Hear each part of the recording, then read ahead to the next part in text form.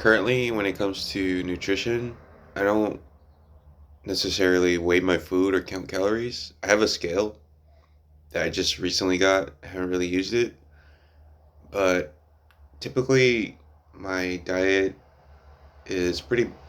I try to keep it basic, but I do still enjoy Goyslop and processed foods, and definitely zero sugar drinks, sodas, energy drinks, and stuff like that. So I'm not like perfect. I don't think I'm ever gonna get to a point where I'm eating kiwis and steaks and avocado and honey and eggs on a cutting board, but um,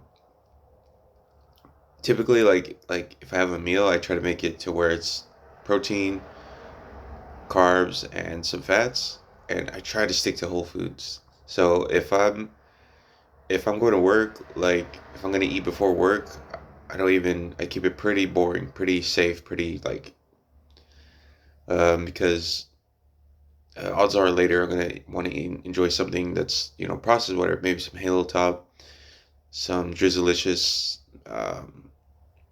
whatever new protein snack they might have at GNC or whatever, Bear Bells. So like for example, one of the meals I've been having that I really like, it keeps me full, it's quick to make and it's cheap and all that, is I'll get a can of the canned chicken breast.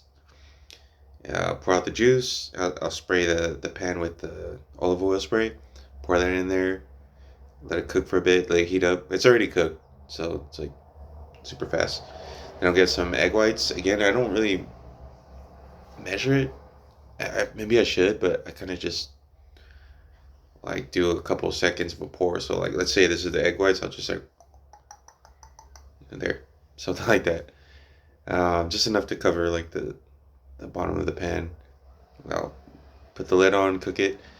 So when that's done, it's just egg whites and canned chicken, which is super lean, very high in protein. So I'll have that. And then if I'm really sticking to whole foods, it'll be a sweet potato and like maybe an avocado or cottage cheese for like some fats. So we got the protein, the carbs, and the fats. And I know if I eat that, I'll be set for a while. Like if I go to work, especially because I'm just busy and I'm not thinking about food, uh, that'll tie me over for sure. Um, so that's just generally my approach to it. I'm not perfect. I do eat off schedule, kind of a lot, but honestly, it doesn't really affect me too much. I might feel bad later if I eat a lot. There's times where I eat a lot, and honestly, it doesn't negatively affect me. I might feel kind of my guts might be dealing with some sugar alcohols or things like that, but I'm still getting results. And when I do train, I train really hard. I don't. Um, I make sure to push myself every time. So I think that over time, that your my metabolism just boosted.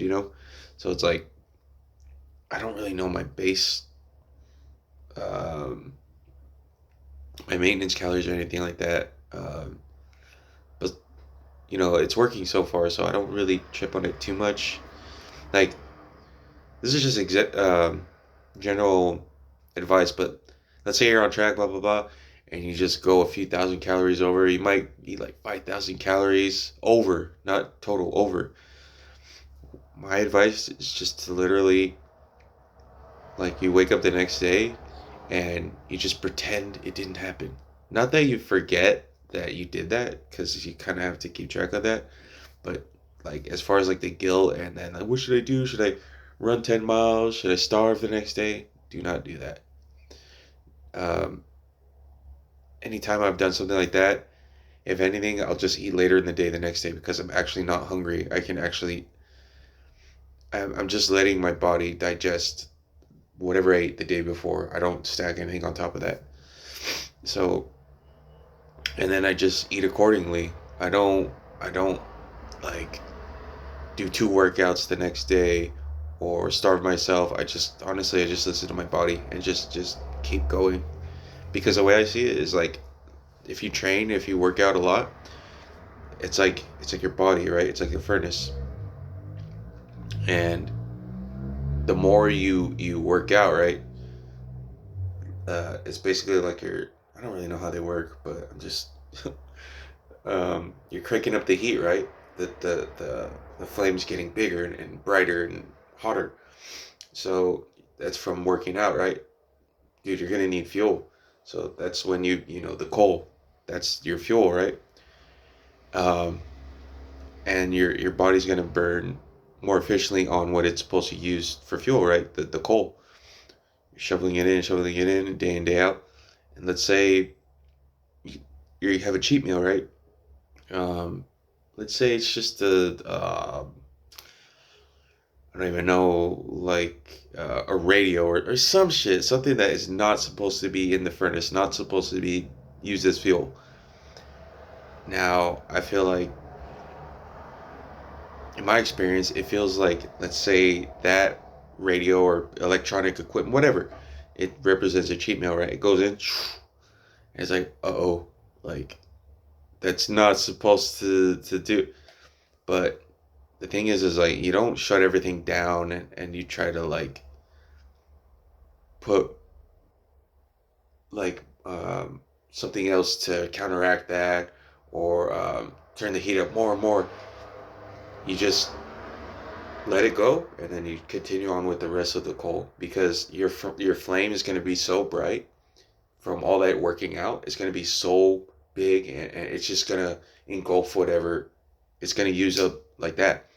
So I find that, like, maybe even if you do have a cheat meal, maybe it's high in fat or carbs. If anything, it could help you. It could actually like refuel some of your glycogen, because that's how I felt. Um, like this one time I had um, it was a surf and turf burrito. It was a half, steak and cheese, and, shrimp, and like the whole thing, whole cheese, everything.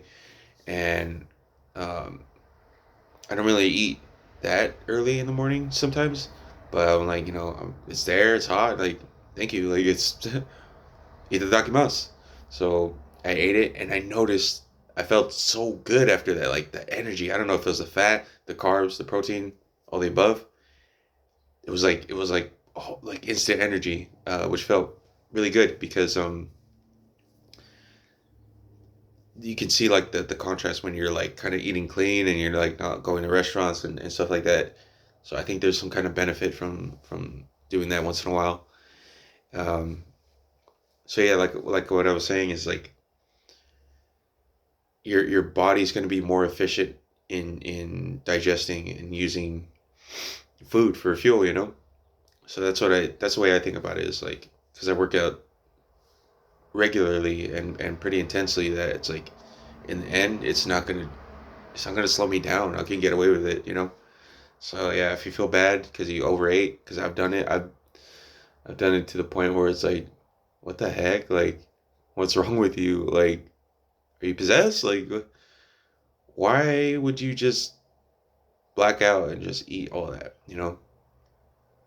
It happens. I'm always gonna be like fat at heart. You know what I'm saying? I know that sounds bad, but like, bro, I love food. I love food. I've never not liked food. Like, even when I was a kid, um, because there was a point where I was like a skinny kid, and then I got big, and then it kind of stayed like that. But I love food. What? Like, it's one of the fewest joys in this reality. Truly. Um, which is why they weaponize it, and everyone's overweight, and it's a whole thing. But yeah, it's I try not to overthink stuff, man. I don't like.